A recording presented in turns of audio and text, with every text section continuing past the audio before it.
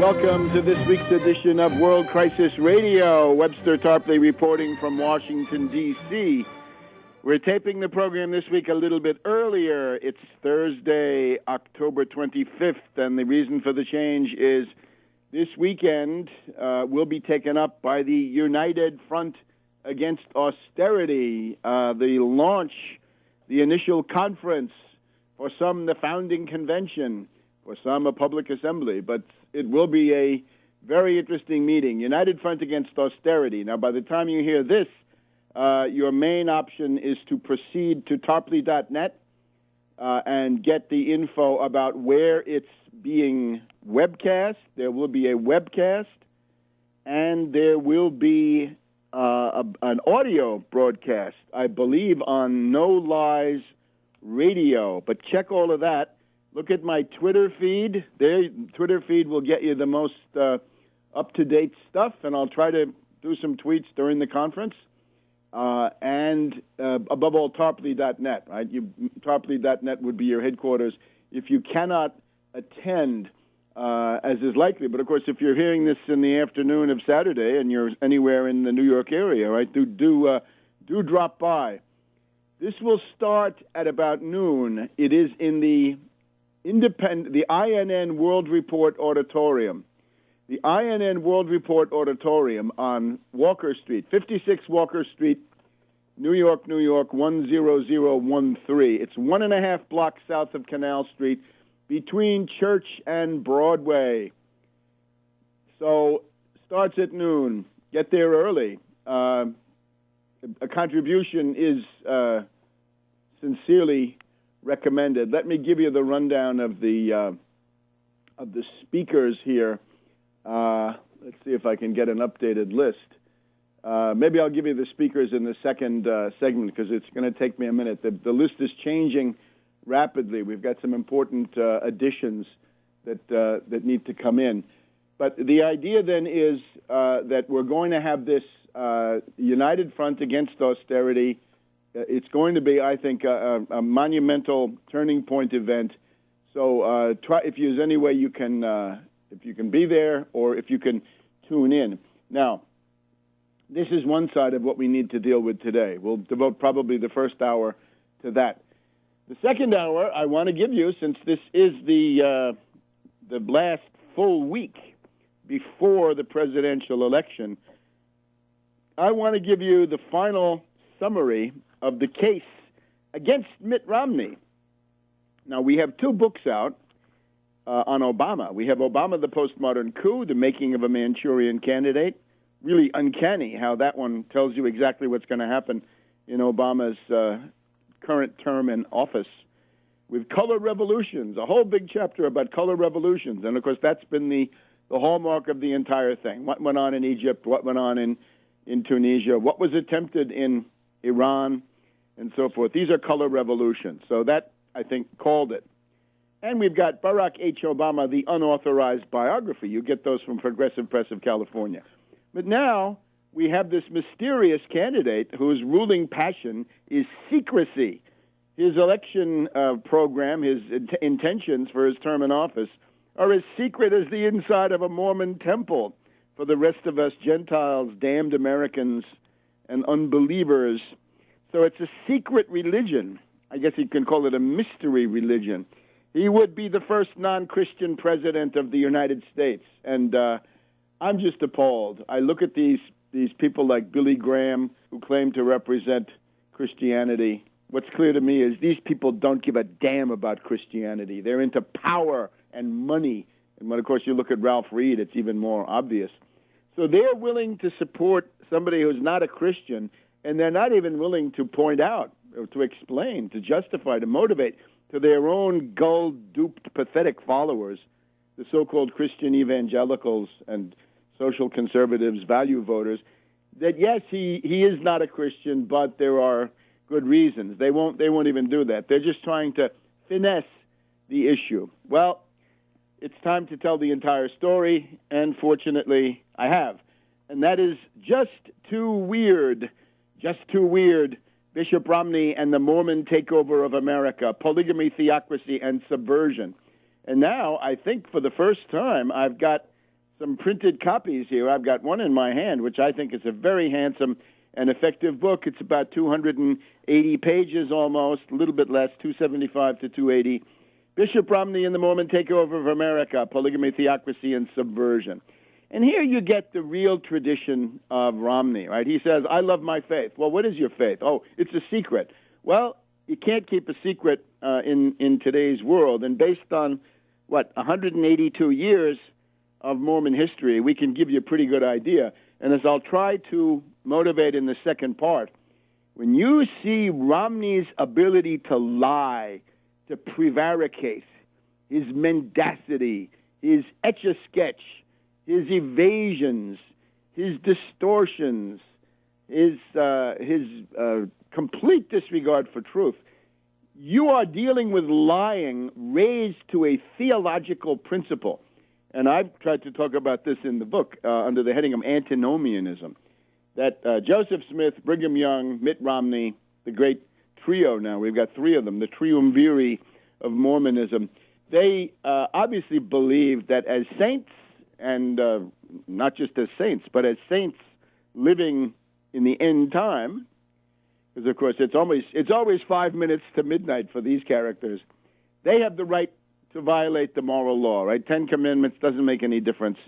You can lie. You can bear false witness, as you're probably commanded to. So this is now the Mormon moment, and if you don't know what the White Horse Prophecy is, if you don't know what the Oath of Obedience is, if you don't know what the Oath of Vengeance is, you're buying a pig in a poke, and you better not do that. So you better get your copy of Just Too Weird, Bishop Romney and the Mormon Takeover of America. For this, you need to go to progressivepress.com, progressivepress.com, and what you find there is you can buy the printed copy, which I highly recommend. It's a handsome book. I think it's an interesting addition to any personal library. But if that takes too long or too expensive, fine. We have a $6 offer on an ebook. So $6, I think, puts it within the reach of the broadest masses. So rather than spend time reading the Voter's Guide of the League of Women Voters, you should get yourself a copy of Just Too Weird, Bishop Romney and the Mormon Takeover of America, Polygamy, Theocracy, and Subversion. And, of course, Halloween is upon us, right? So we should remember that the entire Twilight saga, this cycle, the trilogy, I guess it is, or tetralogy of trashy novels about, what can we call it, a woman practicing abstinence, but surrounded by an aristocratic vampire and a somewhat more down-to-earth or even, what can we say, more populist werewolf. This woman is a Mormon, and according to some articles that I've read, I must confess I'm not really a student of the Twilight saga, but according to some students of her work, that is an allegory of Mormonism. So watch out, and these are subtle ways in which this will be projected. And wait till you have Romney in the White House, and he wants to go to the Mormon Temple, which is located up here on Georgia Avenue, or a little bit off Georgia Avenue in Silver Spring, Maryland, just outside the Beltway. As I've said before, it towers over the Beltway. When you're driving west on the Beltway after Georgia Avenue, you see this immense structure looming. It seems like it's looming right over the Beltway. And that's the Mormon Temple. And when Romney goes there on Sunday, nobody can go with him. It's a secret. And what did you do at Temple today, Bishop? It's a secret. Well, if you want that kind of a presidency, that's where we're headed. So time to do something about it. Back in a minute on World Crisis Radio. Welcome back to World Crisis Radio. Webster Tarpley here in Washington, D.C. Now, we're urging you to do two things. The first is to buy a copy of Just Too Weird, Bishop Romney and the Mormon Takeover of America, Polygamy, Theocracy, and Subversion. Get it from progressivepress.com. That's Progressive Press of California out there in Palm Desert, California. Get a paper copy. You can get a ebook version of this for as little as $6. Secondly, now tune in and inform yourself, because it will all be up on the internet, right? If you're hearing this on Sunday or Monday of the week before the election, then go to the Against Austerity UFAA website, and you will very soon get there the entire proceedings of the UFAA conference, again being held in Lower Manhattan on Saturday, the 27th of October from noon to 6 at the INN World Auditorium, INN World Report Auditorium, 56 Walker Street. So these are now the two things. Now, let's situate the UFAA conference before we go through the speakers and some of the topics. The thesis of this conference, right, the reason it's important to have the conference is because of the looming austerity offensive. Let me read you some language that I proposed for the program of the conference. The United Front Against Austerity seeks to defend the American people in the worsening world economic depression, and it is worsening, right? We're getting all these earnings reports about how bad the corporations are now doing. We're getting rumblings of some kind of a world bond panic. We seek to defend the American people in the worsening world economic depression against demands for a grand bargain of savage austerity cuts emanating from Wall Street and about to be implemented by the Congress during the November-December lame duck session in an atmosphere of hysteria about the so-called fiscal cliff.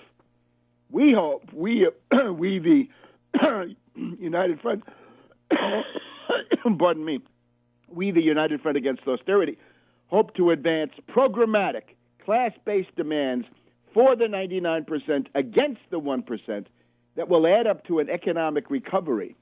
Important point. We also propose to link up isolated struggles into a common mass-based campaign to break the political monopoly of Wall Street. Our aim is to go beyond mere protest towards contending for political power.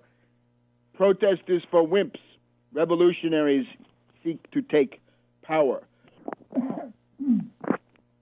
Now, this is very relevant. This is extremely timely. We pick up the Washington Post of this morning, Thursday, October 25th, 2012. Obama vows to refocus on debt. Now, just a little bit of background on an article like this. You may remember, if you're a regular listener to the program, that Obama let the cat out of the bag for the Washington Post editorial board in the week before his inauguration, between about the 13th and the 20th of January last time around, right, in 2009. Right before he got inaugurated, Obama went through what his real intentions were for the Washington Post editorial board. And he said, it's fixing Social Security. He said, that's easy to fix Social Security, meaning to gut it, to gouge it, to chisel it, to rip off the American people, to deny them, strip them of their economic rights.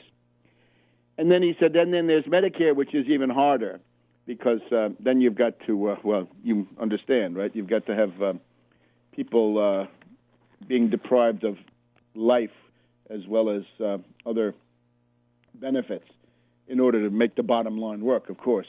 So Obama has this habit of telling the Washington Post what he really wants to do. I don't know if he tells anybody else. Well, maybe he tells the Des Moines Register. We'll see that here in a minute. Obama vows to refocus on debt, points to agenda for second term. President says he'll pursue the grand bargain. Well, that's not a secret. I've been pounding on that since the convention and before.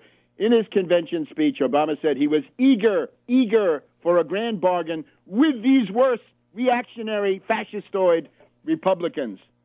So Obama has been criticized that he has no vision for a potential second term. Oh, he has vision. It's called genocidal austerity, his version. Now he wants to come out with greater specificity, including a pledge to solve the nation's intractable budget problems within the first 6 months. That is bone-crushing, killer austerity coming at you.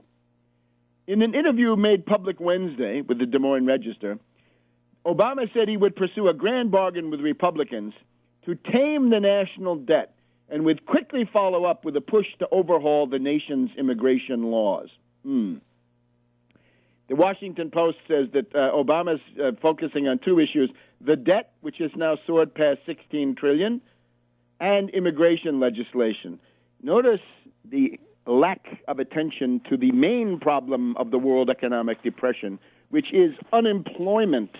Only by creating productive jobs and beginning production do we get out of a depression, dear Obama. And the austerity psychosis route does not work.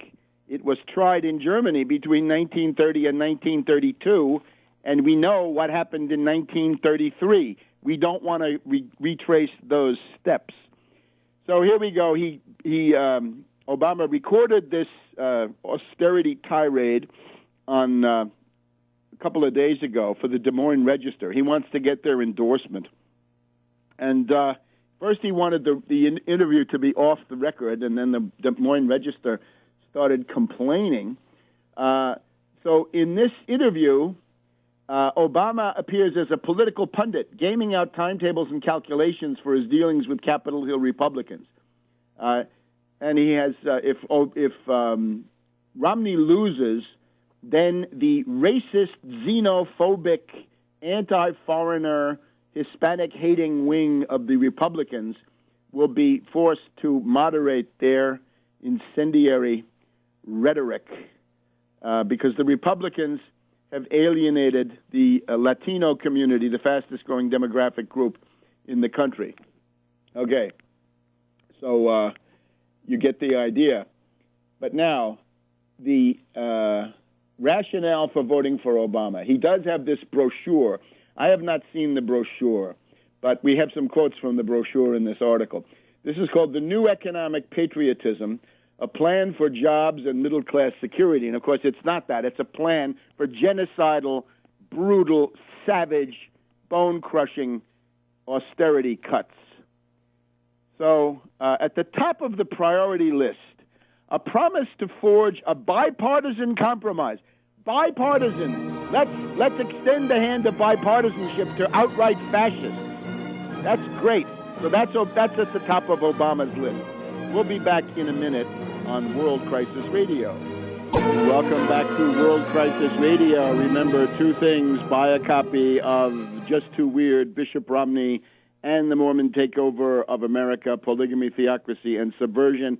Buy it now from progressivepress.com. Paper copies, ebook available for as little as $6. And then pay attention. Go or follow on the internet or view it on the, I think there's going to be a dedicated YouTube channel. Get the entire rundown on the proceedings of the United Front Against Austerity, which is being held in New York City, noon to 6 on Saturday, the 27th of October, at the INN World Report Auditorium, 56 Walker Street, downtown near Canal Street. Now back to this article, which confirms the entire rationale for this conference, confirmed overwhelmingly in spades. Thursday, October 25th, Washington Post. At the top of Obama's second-term priority list, a promise to forge a bipartisan compromise, he never learns, that reduces rampant government borrowing and makes long-postponed decisions about taxes and spending. I want to hear about jobs, Obama. In the interview, Obama called the budget deal one of the best things we can do for the economy. So here's what he says. We're going to be in a position, says Obama, where I believe in the first 6 months we are going to solve that big piece of business. It will probably be messy. It won't be pleasant. We know it will be, for many people, it will be deadly. But I am absolutely confident that we can get what is the equivalent of the grand bargain that essentially I've been offering to the Republicans for a very long time, which is $2.50 worth of cuts for every dollar in taxes and work to reduce the cost of our health care programs. Now, think of what this means. He never learns. He's still obsessed with this bipartisan sellout, because this is, of course, what his masters in Wall Street are telling him to do.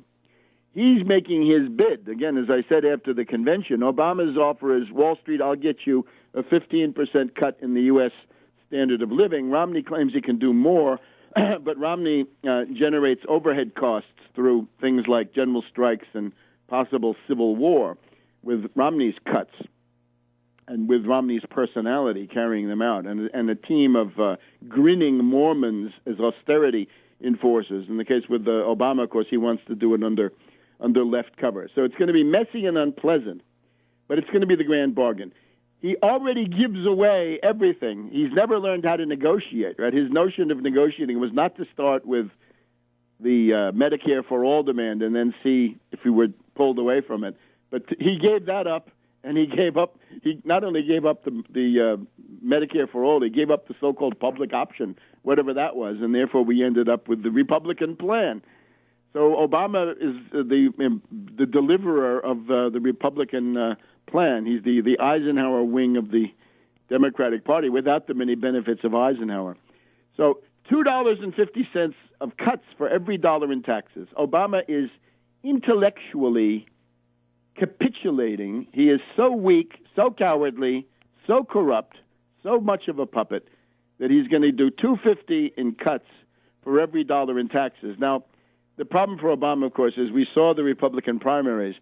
Every Republican presidential candidate rejected a 10-to-1 ratio of killer cuts compared to token cosmetic tax increases on the super rich. Again, they won't notice them. Their luxuries will be unabated.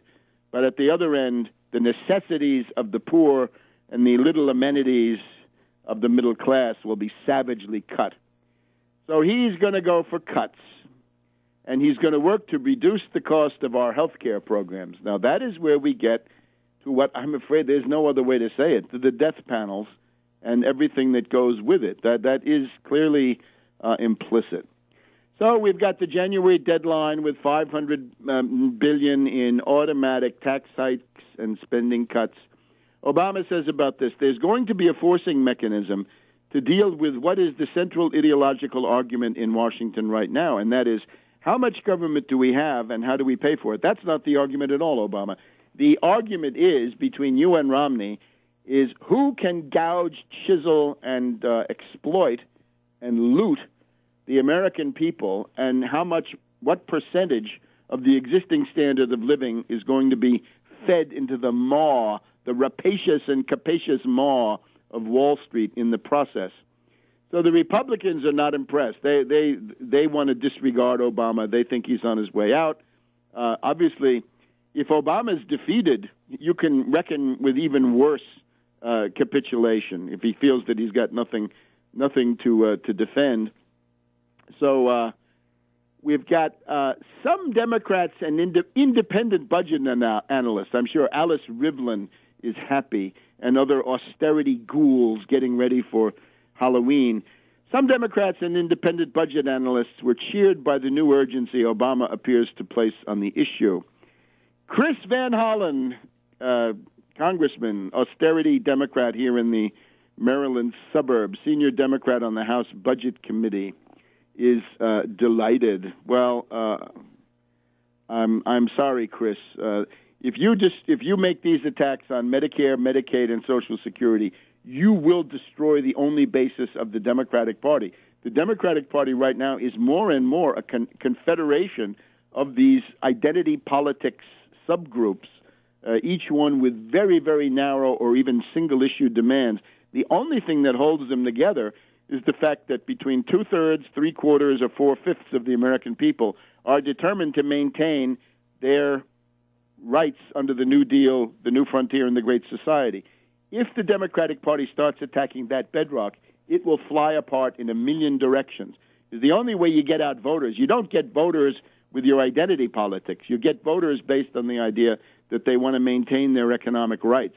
Once it's clear that that's not going to work, then bye-bye Democratic Party, right? We're now in a situation where either party could collapse, and Obama seems to be doing his best to collapse the Democratic Party, because if the Democrats somehow manage to get this through this election, as we'll talk about a little bit later on, the Republicans are headed towards demographic subordination as time goes on, right? Their old white male electorate will get them nowhere compared to Latinos and other growing groups, or even just young people of any type. Now, some Democrats were far less enthusiastic.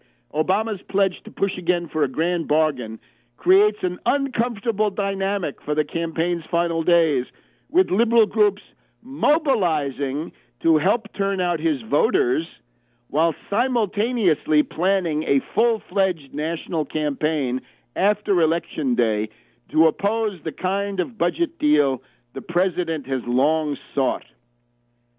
This is precisely the atmosphere into which the United Front Against Austerity is indispensable and will intervene. Now, the AFL-CIO plans to keep its elaborate network of full-time organizers and union activists in place around the country after the election to pressure lawmakers in both parties, as well as the Obama White House, to steer clear of cuts in Medicare and Social Security, according to people familiar with the plans. The same day Obama made his comments to the Iowa newspaper, AFL-CIO Richard Trumka, a big supporter of Obama, published an op-ed in Politico blasting the notion of a grand bargain as, quote, lower tax rates for rich people, paid for by benefit cuts for Social Security, Medicare, and Medicaid. All right, Rich, we're waiting for the call for the general strike. We want the general strike, Rich. We want effective measures. Get out there and fight, Rich. Prove to us that you're not essentially blackmailed by some witness protection program, okay? We're waiting for you, Rich. Back in a minute on World Crisis Radio. Welcome back to World Crisis Radio. Webster Tarpley here in Washington, D.C. So there's the picture. Isn't this really amazing? Is Obama throwing the election? I don't know. If you come out with this killer cut austerity plan and pledge before the election, you are going to demoralize your own backers, and that's the contradiction that the Washington Post points to. People who are mobilizing for Obama for the election, and then they're going to turn around and have to mobilize against him, against his sellouts, against his stab in the back, his deceptions, his dissembling, and everything that we've always talked about on this program. Going back to those two books, Obama, the Postmodern Coup, and Barack H. Obama, the Unauthorized Biography. So Trumka says that the grand bargain means lower taxes for rich people paid for by benefit cuts in Social Security, Medicare, and Medicaid, which is true. That's fine. We want to know from Trumka about the general strike, and we want to know whatever happened to the demand, which the AFL-CIO has approved, which they approve in theory, the Wall Street sales tax, what they call financial transaction tax. And their version is minuscule. We want a full-blooded, robust Wall Street sales tax of 1% at the very, very least. So we've also got Bernie Sanders, usefully, has expressed his concerns to the White House that Obama is avoiding firm promises to protect entitlement programs. Sanders says, unlike 4 years ago, the president has not been outspoken in saying that he's not going to cut Social Security. And to flesh this out a little bit more, here we have The Hill, right? Interesting specialty publication. On the 24th of October, yesterday, labor unions, liberal groups fear lame duck betrayal by Obama. Quite right. Major labor unions and dozens of liberal groups working to elect President Obama are worried that he could betray them in the lame duck session by agreeing to deal a cut in safety net programs. While Obama is relying on labor unions and other organizations on the left to turn out Democratic voters in the battleground states, some of his allies have lingering concerns about whether he will stand by them if elected. Yes, that's very much to the point. The AFL, the Service Employees International Union, SEIU, Campaign for America's Future, the members of the Strengthened Social Security Coalition, and dozens of other groups are involved. And Sanders here says you can have virtually all of the senior groups, you can have the unions, you can have some of the veterans groups as well coming on board to fight against it. And then one of the Republican fascist tricks is called the chained CPI, Consumer Price Index, a way to gouge the Social Security cost of living escalator, which is already a joke. Sanders, I think you're going to have a whole lot of people beginning to stand together and say, sorry, at a time when the wealthiest are doing phenomenally well and so many people are hurting terribly because of this recession. It's a depression, Bernie. You are not going to balance the budget on the backs of the elderly, the children, the sick, the poor, and disabled veterans. And again, it's time to escalate this stuff. And the United Front Against Austerity is calling for serious struggle tactics on this, general strike, and have a program and put on the agenda, right? Change the national conversation, as they said in the days of Occupy. Let's change the national conversation and then go beyond it. We want to talk about the Wall Street sales tax, and then we want to have Congress pass it under the gun of a general strike. Get together and pass it in one day, because the entire thing is shut down, and it's not going to start again until you pass that bill.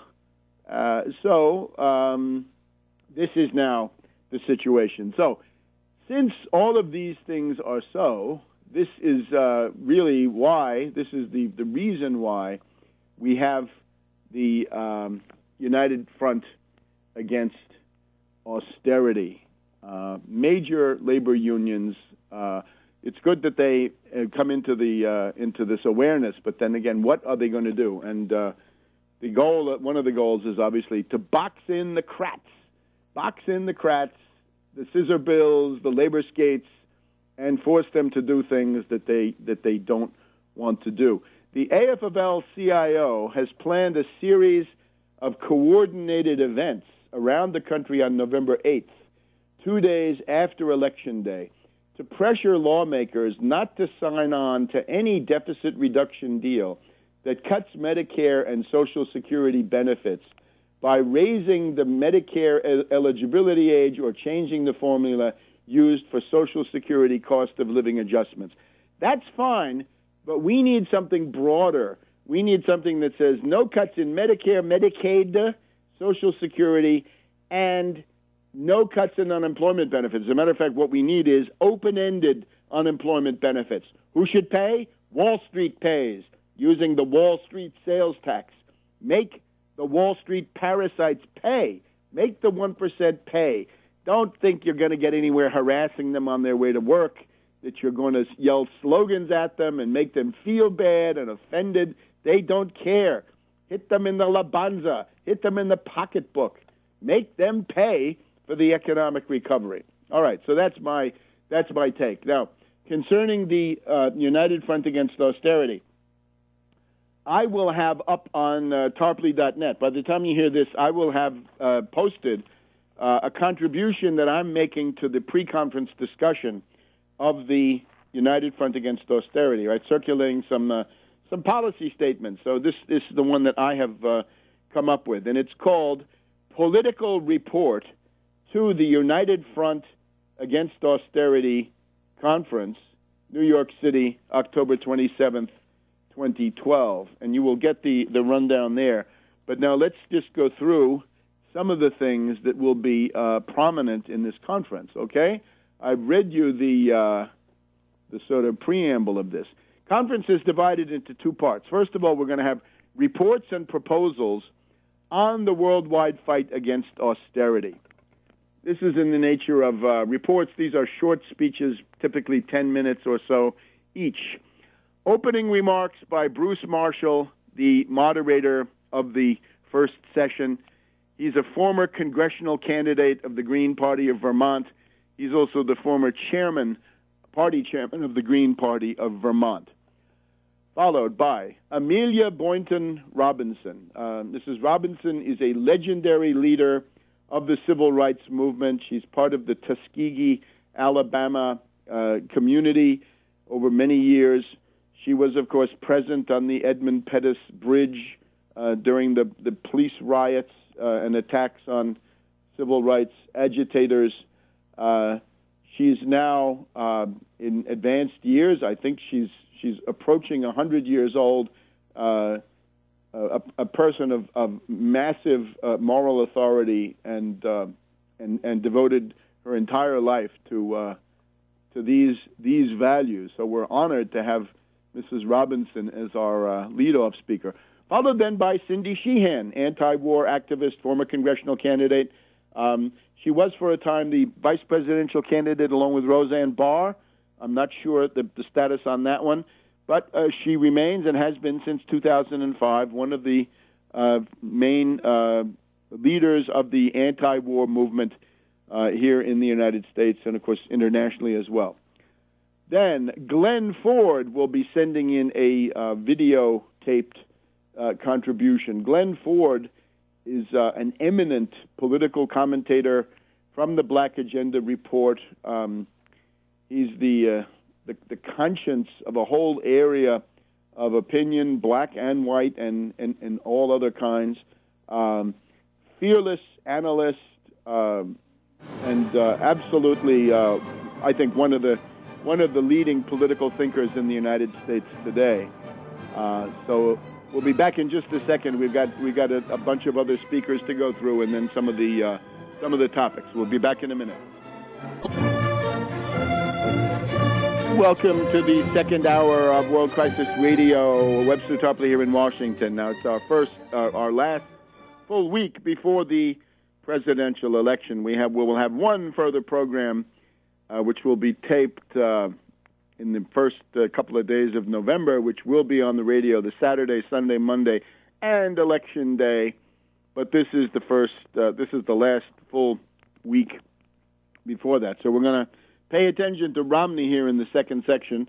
And, of course, the way you can do that is to get yourself a copy of Just Too Weird, Bishop Romney and the Mormon Takeover of America, Polygamy, Theocracy, and Subversion. Buy it now from Progressive Press, progressivepress.com. Paper copy, looks great. I think a very handsome edition. Great job by John Leonard out there at Progressive Press. And an ebook copy available for as little as $6, which puts it within the reach of the broadest masses. So that's number one. Secondly, the United Front Against Austerity, to be held in Manhattan on Saturday, October 27th. And who are the speakers? Well, just going through the program. Part one, reports and proposals on the worldwide fight against austerity. This is starting about noon, Saturday, October 27th. Opening remarks by Bruce Marshall, former congressional candidate, Green Party of Vermont, and former chairman of the Green Party of Vermont. Amelia Boynton Robinson, legendary and beloved civil rights leader. Cindy Sheehan, eminent anti-war activist. Glenn Ford, one of the finest political commentators in the United States from the Black Agenda Report. Reverend Edward Pinkney. This is the leader of the resistance in Benton Harbor, Michigan. He'll be reporting to us by telephone, I believe, from the site, from the ground. Reverend Pinkney is leading the resistance in Benton Harbor to the emergency manager, the austerity dictator that has been sent in by Governor Snyder of Michigan under the infamous emergency manager law. And the good news, let me break in here with good news, that the forces gathering signatures in Michigan have succeeded in getting onto the Michigan state ballot, statewide proposal A and B. And you've got to vote. If you're in Michigan, you've got to make sure you vote. Forget about the presidential election. That's Hobson's choice. But vote for A and B. Vote yes for the two proposals, A and B, on the Michigan state ballot. The first one is that there should be a referendum on Governor Snyder's oppressive, un-American, and odious law allowing him to name emergency managers, little dictators, that he sends into places like Benton Harbor, Flint, Pontiac, Ecorse, the Detroit school system. He blackmails Detroit that he's going to do it there. This has got to end. So that opens then a referendum. Now, referendum you can win.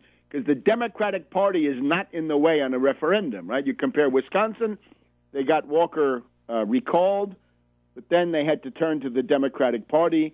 They got this hack politician, Milwaukee Mayor Barrett, who wouldn't even talk about workers' rights, so they lost. Well, the Democratic Party betrayed them. That's how they lost. In Ohio, by contrast, it turned into a referendum on the Kasich fascist union-busting policies, and there, working people won. So in Michigan, working people can win. But in order for that to happen, A and B is to affirm a right to organize, that there is a right to organize in Michigan, labor unions. So that's the kind of struggle that Reverend Edward Pinckney is helping to lead out in Michigan. So we're honored to be hearing from him. Next comes yours truly, Tarpley, and I'll just give a quick summary of some of the things that I'll put in that longer political report. Dr. W. Randy Short, media commentator for Press TV, member of the Southern Christian Leadership Conference, one of the leaders of the civil rights community here in the Washington, Baltimore area. Danette Chavis is a nationally known activist against police brutality. We've got to pay more attention to the questions of mass incarceration, the prison industrial complex, and therefore the idea that we have a slave labor economy, a concentration camp economy, if you will, going on. And one of the leading edges of that is this police brutality question. Don DeBar, founder of Community Progressive Radio. He was with WBAI New York. I had the honor of speaking on the same program with him in New York City at the Stop NATO in Syria event last month, I guess in September. So we're delighted to have Don. He's written a book about the events in Libya. Professor Anthony Montero, African American Studies, Temple University, Philadelphia. Dr. Yanis Varoufakis, political economist and part of the leadership of Syriza of Greece. Syriza, the coalition of Greece, and Varoufakis is one of the authoritative spokesmen for that. And this, of course, is absolutely critical for us because Syriza is, to some degree, the model for what we're trying to do here. And the word is that Syriza is gaining. Polls from Greece in the last week or so indicate that if the Greek election were held, as it's almost inevitable by springtime, Syriza will become the government, and that will be a critical moment. Do we have anybody here in the United States who is qualified to come forward as an ally of Syriza? Well, we better get busy on that. Then we have Eric Draitser, independent journalist. Now, one of the most capable observers, critics of imperialist policy. His website, stopimperialism.com, with articles, with important interviews that you have to keep up with. A new voice in this realm of critique of U.S. foreign policy. Now, we also have, we were going to have Eric Lerner. Eric Lerner, a writer on science. He's actually a cosmologist. Occupy Wall Street activist. He was part of the demands group of Occupy Wall Street.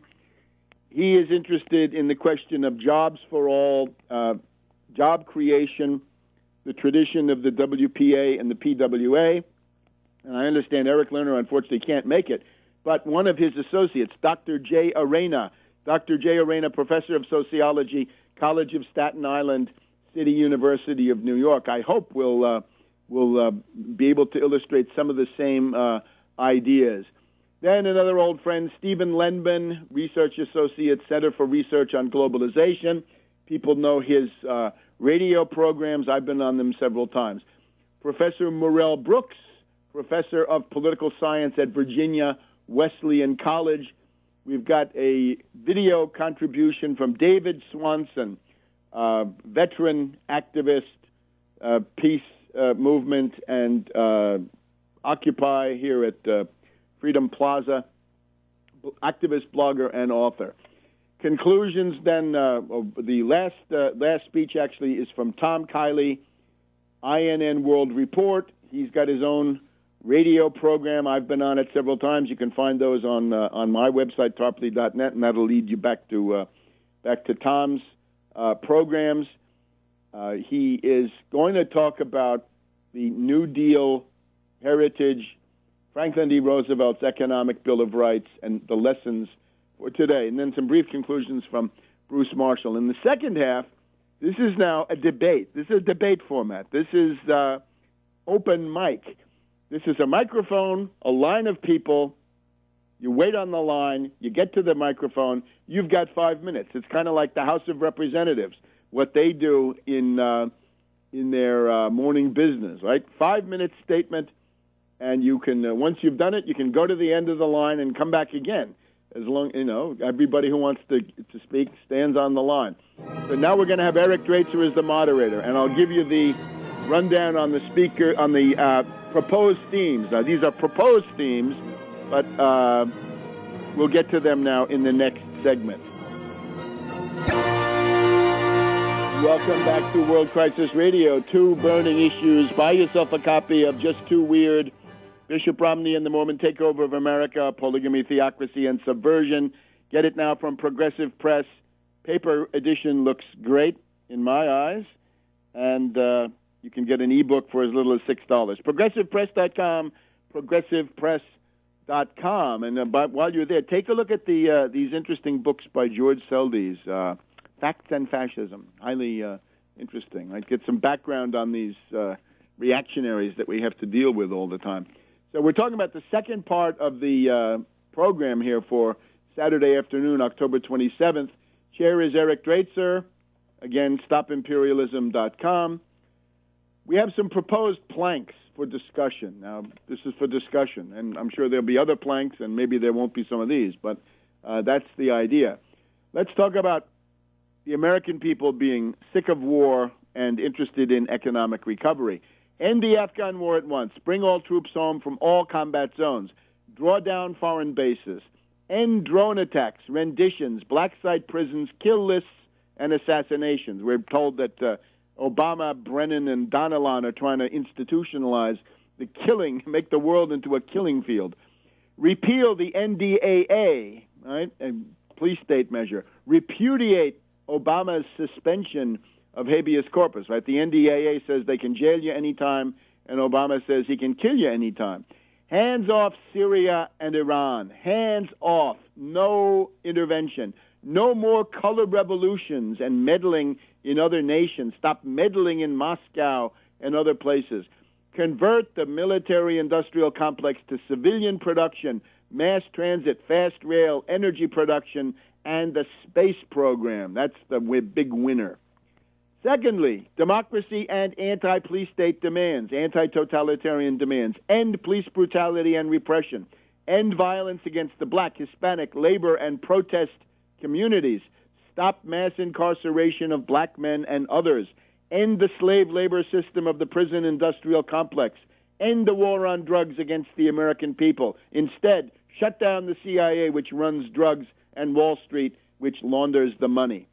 Then we have the question, what's the leading agitational demand? What's the signature demand of United Front Against Austerity? And we should debate this, because this will lead to extremely interesting exchange. Should the signature demand of the United Front Against Austerity be the 1% Wall Street sales tax on financial turnover, or the restoration of the Glass-Steagall Act, or the institution of a wealth tax, or some other demand? Now, all of these demands can be entertained. Glass-Steagall is a fine thing. I will argue that it needs to be the 1% Wall Street sales tax, since this is a very direct demand. It's not really a process demand. Glass-Steagall is a process demand. It doesn't relate. You can't say, I'm out on strike, and then you're asked, who's going to pay for the wage increase if you're a government worker? You can say, all right, Wall Street will pay. How? Wall Street sales tax. Glass-Steagall doesn't quite get it, although I include Glass-Steagall absolutely. It's an indispensable element of program, but it's not the leading edge of agitation. Similarly with the wealth tax, which doesn't really get you that much money and opens you up to some tremendous demagogy by the fascistoids that we know are always lurking. Now let's talk about some other agitational proposals. The basic anti-austerity demand is this: no cuts in wages, no cuts in the social safety net or other benefits, no cuts in public services, no layoffs, no firings, no tax increases on working people. Hey, Obama, read that one. Student loan amnesty or moratorium and payment freeze. Different ways to stop payment on $1 trillion in oppressive debt, which is it's stopping the progress of human life for the younger generation. It's also interfering in defense, as Panetta has been telling us. Stop foreclosures on primary residence. In other words, we want a federal law to freeze, halt, stop foreclosures on primary residences. This would be the new Fraser-Lemke law. Get a payment plan approved by a judge anywhere, anytime, any level. You stay in your primary residence. Then, Medicare for all, universal quality single-payer health care. Then, if you're crushed by debt, let's go back to the world pre-Volcker. We want a 10% interest rate ceiling on all debt, any kind of an interest-bearing note, any kind. 10% is max. And if it goes over 10%, take your business elsewhere. Get out of the United States. 10% interest rate ceiling or national anti-usury law. Unlimited unemployment benefits for 99er relief. Unemployment benefits do not lapse. They don't end at 26, 52, 99, or any other. They go on and on until you find a job. And we're going to be forcing the ruling class to produce the jobs. Also, we probably want to have a discussion on minimum wage or living wage and what that would look like. Other policy discussions proposed for job creation. How can 30 million new productive jobs be created? Here's an interesting issue. Should it be done as part of the federal budget? This would be Krugman, right? Krugman says just use the Keynesian approach, put it on the federal budget, or, my proposal, by seizing and nationalizing the Federal Reserve System to issue cheap credit for infrastructure and recovery. And I'm going to argue for the Federal Reserve seizure and nationalization. Because this is the engine of credit that ultimately can be used for the entire historical future. Whereas if you do it on the federal budget, you do eventually get to the point that Alexander Hamilton talked about, right? Alexander Hamilton says that funded public debt can be an advantage provided it's not exorbitant. So where does it become exorbitant? Let's not go down that road. Let's make the Federal Reserve, the national bank, provide the credit. Now, United Front interventions. Immediate projects would be support the Benton Harbor struggle and the Michigan struggles in general by means of a worldwide mobilization in favor of the statewide proposals, A, which is referendum against the Snyder Emergency Manager Law, and B, the right to collective bargaining on the Michigan ballot November 6th election. We want to support the anti-Bain capital struggle at Sensata Technologies in Freeport, Illinois. We want to support the Walmart strike. We want to provide propaganda and leadership against the grand bargain of austerity during the November-December lame duck session of Congress. I would also add the international dimension. That would be the Peugeot struggle, which is the attempt by Hollande to shut down Peugeot auto plants all across the Paris region. And we're just told that Ford in Britain is closing some plants with 1,500 jobs destroyed. They're moving the factory to Turkey. All of these things have got to be fought. And finally, then, practical question, how can we institutionalize United Front cooperation and operations over the coming months? So those are some proposed topics. We'll be back in a minute on World Crisis Radio. Welcome back to World Crisis Radio. So, two burning issues of our time. Get yourself a copy of Just Too Weird, Bishop Romney and the Mormon Takeover of America with Polygamy, Theocracy, and Subversion. Get it now from Progressive Press of California. Go to progressivepress.com. And paper copy, I think a very handsome edition, wonderful work by John Leonard. And then the ebook, a mere $6. It's the price of a magazine. You can pay $6 for certain newspapers. So you can pay that. It's a one Starbucks, right? It's a 20. Now, the other thing, of course, Saturday, October 27th, United Front Against Austerity. I've given you the overview. Check tarpley.net for all details. Tarpley.net will also give you my political report to the UFAA conference. And we've just been hearing, if you look at today's Washington Post of Thursday, October 25th, it's all confirmed. Obama is planning to sell you out. It's really reckless what he does, but he's telling you that he wants to stab you in the back after appealing to you for your vote against the Wall Street asset stripper Romney. He's going to turn around and do Wall Street's work under his it's somewhat frayed, but still some left cover or something like this. Now let's look at Romney. I guess we're not going to have as much time as I'd hoped for this. We got two segments, so let's do what we can, and then we'll probably devote the next program entirely to the rundown against Romney. A couple of strategic considerations, first of all. As you hear, we are not I'm not advocating any kind of lesser evil. I am saying against Obama, against Romney, United Front Against Austerity. That's my vehicle. However, we also have to consider some other things. Let's talk about divided government. If Romney wins, he is likely, given these dynamics, to carry with him not just the House, but the Senate. We would then be back to one-party rule, and that is a nightmare. The last time we had Republican one-party rule was at the beginning of the Bush administration, and the result was, 9/11, the Afghan War, and the Iraq War. They all go back to the period of Mad Dog Bush and the Republicans controlling both houses. You must vote in such a way as to preserve divided government. That, I think, is a reasonable policy goal. Do you want a regime of Romney, Boner, and McConnell? That doesn't look too good, and I think that's worth avoiding. The other question is the party realignment. Obviously, Karl Rove wants to have a 40-year permanent Republican majority. He wants to have a permanent austerity dictatorship. We've gone through how that would work. It would work on voter suppression. It would work on voter ID. It would work on closing the polls. It would work on denying the early voting and other absentee ballots. It would work through massive purges of names from the electoral rolls, harassment of voters, and so forth. It also works through the Citizens United decision with the massive influx of dirty money from oligarchs.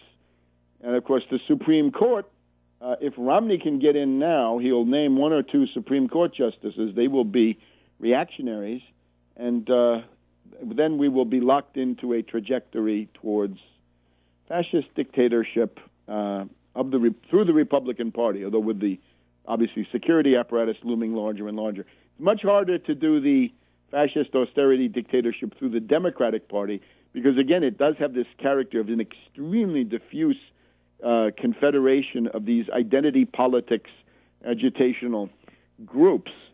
So the Republican attempt is to seize control of the federal government now because they feel that 4 years from now, and inevitably as time goes on, they will get weaker and weaker demographically because their white male voter is in decline compared to Hispanic voters and quite a few others. So if they don't grab power now, they may never get another chance. So what we're really talking about is the theme that I've addressed in the past, which is the question of the party realignment in the Electoral College, right? You'll remember we have these cycles in American history. We had the New Deal cycle from 1932 to 1968. That was dominated by the New Deal Democratic Party. This is the best government that we've had, of course, with monstrous exceptions like Harry Truman. We had Wall Street Democrats sneaking in there, too.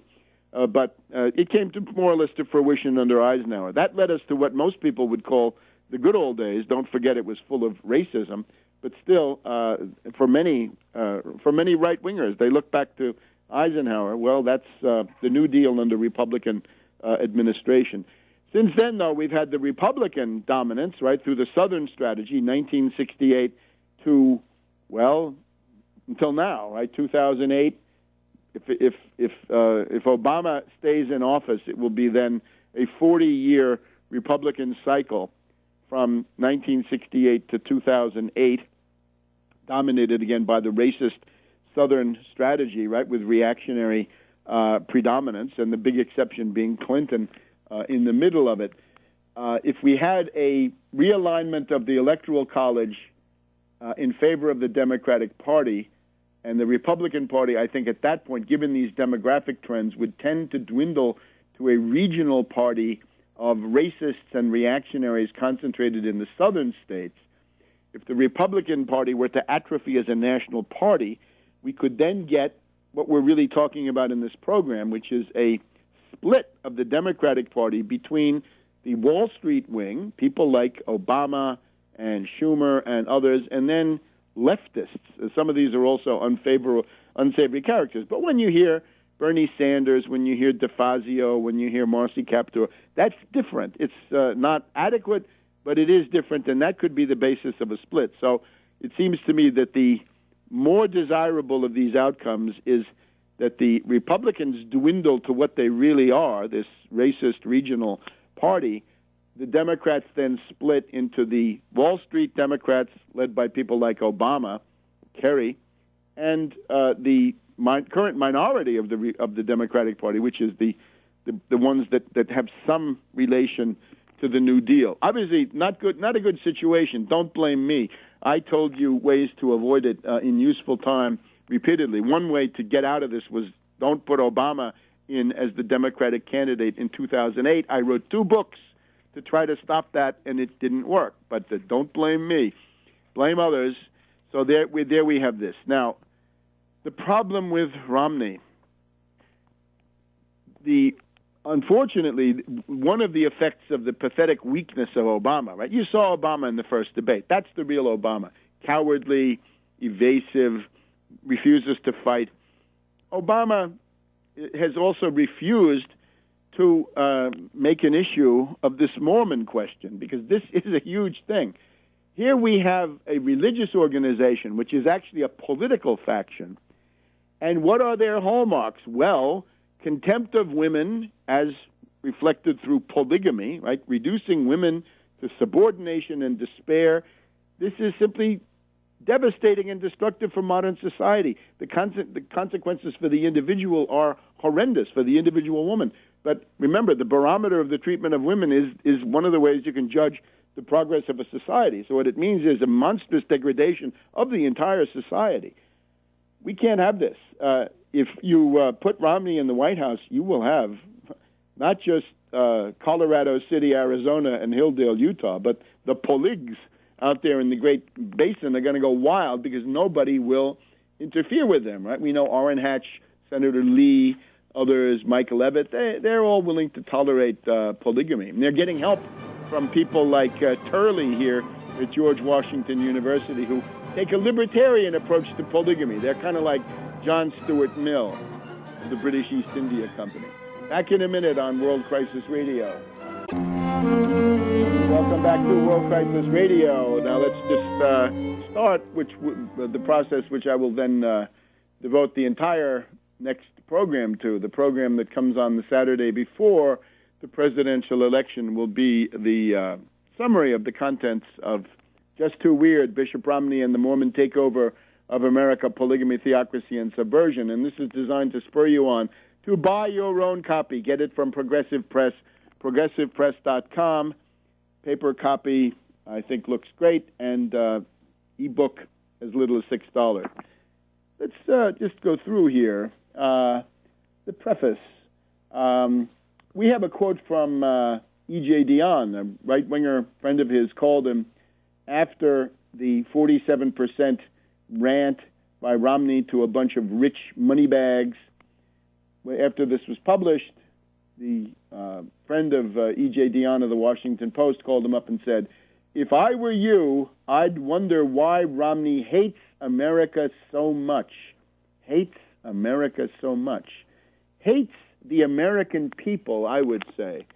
This is not what you want for the presidency. And my proposal is one factor, and an important one, is the traditional Mormon narrative of persecution, resentment, and revenge. And remember, we're talking about something that was not a peripheral aspect. It was not in some dusty book, but it was an integral, salient part of the liturgy, the divine service, right? The temple endowment, as they call it. What we call in Christianity the liturgy, they call outside of Christianity the endowment, right? It's a Freemasonic concept. You get the idea. But the Mormon oath of vengeance against the United States, imposed by Brigham Young in the mid-1840s, after the killing of Joseph Smith and Hiram Smith, which is, the killing is still, I think, to some degree mysterious, because he was in the middle of running for president in 1844. He wanted to, obviously, he was being used or wanted himself to block the presidency of Henry Clay. This was one of the last chances to avoid the Civil War. If Henry Clay had been elected president in 1844, Henry Clay is literally Mr. American System. That's his platform. The American system, meaning a national bank, meaning internal improvements paid for by the federal government. And it doesn't matter whether they're only in one state, if they're of national interest. And then the protective tariff to promote industrialization. So obviously, Joseph Smith in 1844, with his bombastic declarations, he created the Council of 50 to seize political power. He was made king of the kingdom of God. His megalomania was in the ascendant. But somebody apparently decided that he wouldn't be allowed to play this out. Anyway, that's the prologue to what Brigham Young then did. Once Joseph Smith and Hiram Smith had been killed, Brigham Young comes along and says, I'm inserting into the liturgy of the Mormon Church, every time you go to the temple, you're going to recite the oath of vengeance, which is, I promise to exact revenge from the United States of America and the American people for the death of the prophets, Joseph Smith, Hiram Smith. That was repeated in every liturgy in every Mormon temple until the late 1920s, meaning that George Romney, our affable governor of Michigan, I remember once seeing him. American Motors used to be the sponsor of Disneyland, and he would come out with the new models and show you these glistening cars in the Disneyland showroom there.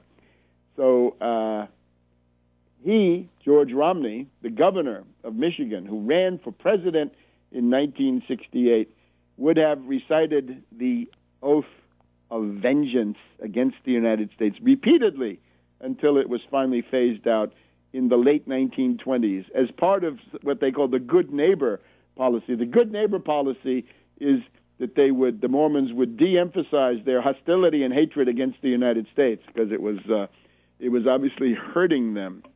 So we want to know about that. And if George Romney swore it, he also swore that he would teach it to his progeny down to the fourth generation. Well, if it starts from George, I don't know whether we count George or not.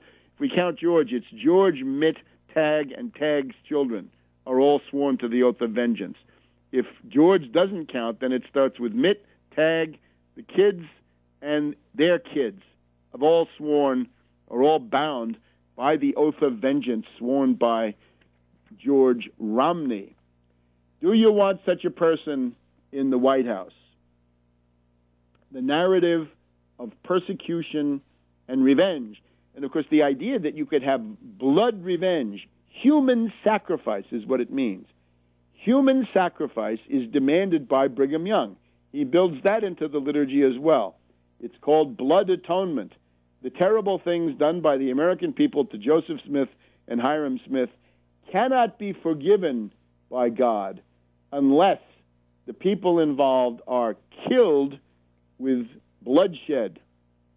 That's the doctrine. So if they say polygamy is part of religious freedom, the answer is no. But if you accept that polygamy is part of religious freedom, then the next one is human sacrifice is part of religious freedom. And it's not theoretical. This is a demand from Brigham Young, blood atonement and the oath of vengeance against the United States. So Dinesh D'Souza, he just got caught with a paramour in a hotel room and has lost his job at King's College. You can see that when you get into this Mormon orbit, the marriage institution, it comes under tremendous stress. Dinesh D'Souza has argued in his film 2016, you got to look at Obama's father, anti-imperialism, and all the terrible things that go with this.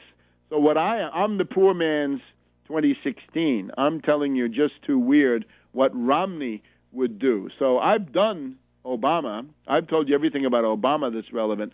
I'm taking you back to Parley Pratt, one of the co-founders of Mormonism, along with Joseph Smith, back in the 1820s, 1830s, 1840s. Time magazine, in their profile, called Romney a typical Mormon pragmatist. Well, pragmatist, what it means is what you've seen now: liar, prevaricator, etch-a-sketch, flip-flop. So again, you don't know what you're getting, but with my book, you do know what you're getting. You're getting the Mormon tradition, and believe me, it's ugly. Anti-woman, it's anti-black racism. You could not be a full-fledged member of the church if you were black from the time that this popped into Joseph Smith's head. Sometime between 1830 and 1840, the door was closed. It remained closed until 1978. So all the people who have joined, the families that have traditionally been part of the church, joined something that was a Jim Crow white supremacist religion. And if you want to know where those ideas come from in the Intermountain West, you don't have to look very far. Now, the unique feature of my book, in addition to giving you the panorama of what Brigham Young did to secede from the United States and start America's first civil war in 1857 to 1858. This is, of course, the incident where the President of the United States, James Buchanan, bad guy, but still, here it is, the first time an American president talks about terrorism is James Buchanan warning of a strange system of terrorism which has grown up in the Utah Territory under the theocratic dictatorship of Brigham Young. So this is the Mormon Rebellion in Utah Territory, 1857 to 1858, including the Mountain Meadows Massacre, which is part of the glue that holds the Romney campaign together. Every principle in the campaign is implicated. But the unique feature of my book is that it shows the entire thing is promoted and made possible by the British East India Company, the British Foreign Office, as shown through figures like John Stuart Mill, supporting Mormonism and On Liberty, Thomas Carlyle's unpublished essay in favor of the Mormons, and other top British oligarchs. It's parallel to synthetic religions in China with the Taiping Rebellion, in the British creation of what is called Hinduism, and indeed the Wahhabite and Salafi tendencies in the Middle East. All of these are fostered by British intelligence, at that time located in the British East India Company. So that's my unique contribution, I would say. So we'll go through all this in detail next week. See you then. World Crisis Radio. We'll be back next week. So try, if there's any way you can, if you can be there, or if you can tune in. Now, this is one side of what we need to deal with today. We'll devote probably the first hour to that. The second hour I want to give you, since this is the last full week before the presidential election, I want to give you the final summary of the case against Mitt Romney. Now, we have two books out on Obama. We have Obama, the Postmodern Coup, The Making of a Manchurian Candidate. Really uncanny how that one tells you exactly what's going to happen in Obama's current term in office. With Color Revolutions, a whole big chapter about color revolutions. And, of course, that's been the hallmark of the entire thing. What went on in Egypt, what went on in Tunisia, what was attempted in Iran, and so forth. These are color revolutions. So that, I think, called it. And we've got Barack H. Obama, the unauthorized biography. You get those from Progressive Press of California. But now we have this mysterious candidate whose ruling passion is secrecy. His election program, his intentions for his term in office, are as secret as the inside of a Mormon temple for the rest of us Gentiles, damned Americans, and unbelievers. So it's a secret religion. I guess you can call it a mystery religion. He would be the first non-Christian president of the United States. And I'm just appalled. I look at these people like Billy Graham who claim to represent Christianity. What's clear to me is these people don't give a damn about Christianity. They're into power and money. And when, of course, you look at Ralph Reed, it's even more obvious. So they're willing to support somebody who's not a Christian, and they're not even willing to point out, or to explain, to justify, to motivate to their own gull-duped, pathetic followers, the so-called Christian evangelicals and social conservatives, value voters, that yes, he is not a Christian, but there are good reasons. They won't even do that. They're just trying to finesse the issue. Well, it's time to tell the entire story, and fortunately, I have. And that is Just Too Weird. Just Too Weird. Bishop Romney and the Mormon Takeover of America, Polygamy, Theocracy, and Subversion. And now, I think for the first time, I've got some printed copies here. I've got one in my hand, which I think is a very handsome and effective book. It's about 280 pages almost, a little bit less, 275 to 280. Bishop Romney and the Mormon Takeover of America, Polygamy, Theocracy, and Subversion. And here you get the real tradition of Romney, right? He says, I love my faith. Well, what is your faith? Oh, it's a secret. Well, you can't keep a secret in today's world. And based on, 182 years of Mormon history, we can give you a pretty good idea. And as I'll try to motivate in the second part, when you see Romney's ability to lie, to prevaricate, his mendacity, his etch-a-sketch, his evasions, his distortions, his complete disregard for truth, you are dealing with lying raised to a theological principle.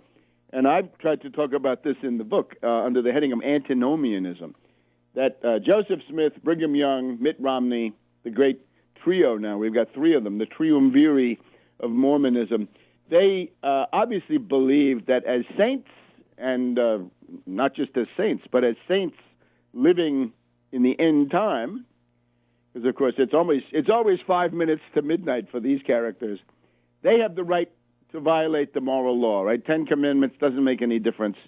You can lie. You can bear false witness, as you're probably commanded to. So this is now the Mormon moment, and if you don't know what the White Horse Prophecy is, if you don't know what the Oath of Obedience is, if you don't know what the Oath of Vengeance is, you're buying a pig in a poke, and you better not do that. So you better get your copy of Just Too Weird, Bishop Romney and the Mormon Takeover of America. For this, you need to go to progressivepress.com, progressivepress.com, and what you find there is you can buy the printed copy, which I highly recommend. It's a handsome book. I think it's an interesting addition to any personal library. But if that takes too long or too expensive, fine. We have a $6 offer on an ebook. So $6, I think, puts it within the reach of the broadest masses. Welcome to this week's edition of World Crisis Radio. Webster Tarpley reporting from Washington, D.C. We're taping the program this week a little bit earlier. It's Thursday, October 25th, and the reason for the change is this weekend will be taken up by the United Front Against Austerity, the launch, the initial conference, for some the founding convention, for some a public assembly, but it will be a very interesting meeting. United Front Against Austerity. Now, by the time you hear this, your main option is to proceed to tarpley.net and get the info about where it's being webcast. There will be a webcast, and there will be an audio broadcast, I believe, on No Lies Radio. But check all of that. Look at my Twitter feed. There, Twitter feed will get you the most up-to-date stuff, and I'll try to do some tweets during the conference, and above all, Tarpley.net, right? Tarpley.net would be your headquarters. If you cannot attend, as is likely, but of course, if you're hearing this in the afternoon of Saturday and you're anywhere in the New York area, right, do drop by. This will start at about noon. It is in the INN World Report Auditorium.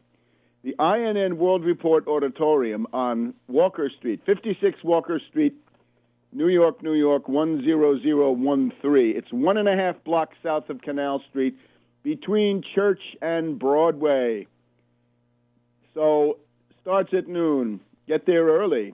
A contribution is sincerely recommended. Let me give you the rundown of the speakers here. Let's see if I can get an updated list. Maybe I'll give you the speakers in the second segment because it's going to take me a minute. The list is changing rapidly. We've got some important additions that need to come in. But the idea then is that we're going to have this United Front Against Austerity. It's going to be, I think, a monumental turning point event. So rather than spend time reading the Voter's Guide of the League of Women Voters, you should get yourself a copy of Just Too Weird, Bishop Romney and the Mormon Takeover of America, Polygamy, Theocracy, and Subversion. And, of course, Halloween is upon us, right? So we should remember that the entire Twilight saga, this cycle, the trilogy, I guess it is, or tetralogy of trashy novels about, what can we call it, a woman practicing abstinence, but surrounded by an aristocratic vampire and a somewhat more down-to-earth or even, what can we say, more populist werewolf. This woman is a Mormon, and according to some articles that I've read, I must confess I'm not really a student of the Twilight saga, but according to some students of her work, that is an allegory of Mormonism. So watch out, and these are subtle ways in which this will be projected.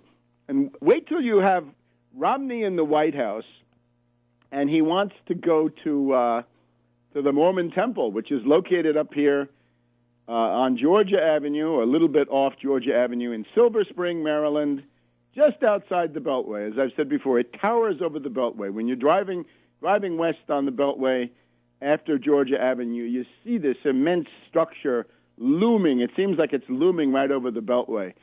And that's the Mormon Temple. And when Romney goes there on Sunday, nobody can go with him. It's a secret. And what did you do at Temple today, Bishop? It's a secret. Well, if you want that kind of a presidency, that's where we're headed. So time to do something about it. Back in a minute on World Crisis Radio. Welcome back to World Crisis Radio. Webster Tarpley here in Washington, D.C. Now, we're urging you to do two things. The first is to buy a copy of Just Too Weird, Bishop Romney and the Mormon Takeover of America, Polygamy, Theocracy, and Subversion. Get it from progressivepress.com. That's Progressive Press of California out there in Palm Desert, California. Get a paper copy. You can get a ebook version of this for as little as $6. Secondly, now tune in and inform yourself, because it will all be up on the internet, right? If you're hearing this on Sunday or Monday of the week before the election, then go to the Against Austerity UFAA website, and you will very soon get there the entire proceedings of the UFAA conference, again being held in Lower Manhattan on Saturday, the 27th of October from noon to 6 at the INN World Auditorium, INN World Report Auditorium, 56 Walker Street. So these are now the two things. Now, let's situate the UFAA conference before we go through the speakers and some of the topics. The thesis of this conference, right, the reason it's important to have the conference is because of the looming austerity offensive. Let me read you some language that I proposed for the or the program of the conference. The United Front Against Austerity seeks to defend the American people in the worsening world economic depression, and it is worsening, right? We're getting all these earnings reports about how bad the corporations are now doing. We're getting rumblings of some kind of a world bond panic. We seek to defend the American people in the worsening world economic depression against demands for a grand bargain of savage austerity cuts emanating from Wall Street and about to be implemented by the Congress during the November-December lame duck session in an atmosphere of hysteria about the so-called fiscal cliff. We hope, we the United Front, pardon me, we the United Front Against Austerity, hope to advance programmatic, class-based demands for the 99% against the 1% that will add up to an economic recovery. Important point. We also propose to link up isolated struggles into a common mass-based campaign to break the political monopoly of Wall Street. Our aim is to go beyond mere protest towards contending for political power. Protest is for wimps. Revolutionaries seek to take